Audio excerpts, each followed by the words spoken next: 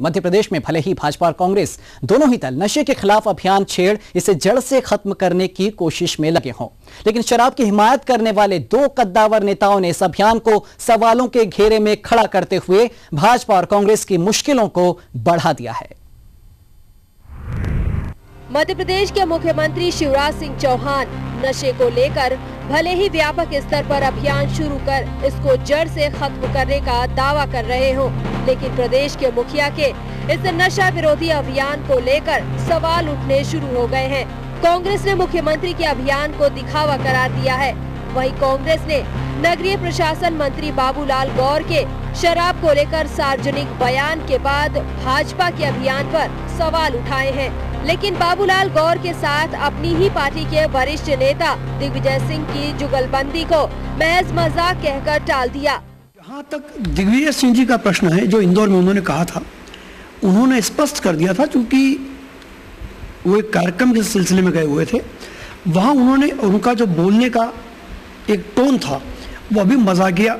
अंदाज का था, और जिस ढंग से बाबूलाल गौर जी ने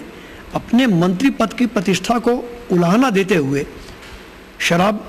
का पक्ष लिया है और कहा है कि मैं खुद पीता था,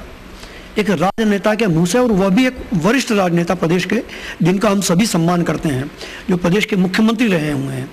वो यदि ऐसी बात कहते हैं तो प्रदेश की जनता के लिए एक बहुत बड़ा धक्का लगने वाली बात है। वहीं भाजपा ने प्रदेश में सरकार द्वारा चलाए जा रहे नशा मुक्ति अभियान की सफलता का दावा करते हुए व्यापक स्तर पर इसके विस्तार की बात कही है, लेकिन वही नगरीय प्रशासन मंत्री बाबूलाल गौर की शराब की सार्वजनिक तरफदारी को लेकर बीजेपी बैकफुट पर नजर आ रही है।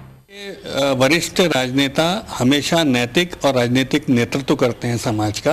तो जब भी हम कोई बात सार्वजनिक रूप से कहते हैं तो कहीं ना कहीं हमें इस बात का संतुलन हमेशा रखना चाहिए, संवेदनशीलता रखना चाहिए कि युवा वर्ग में उस बात का क्या मैसेज जाएगा। इसके हम प्रबल समर्थक हैं।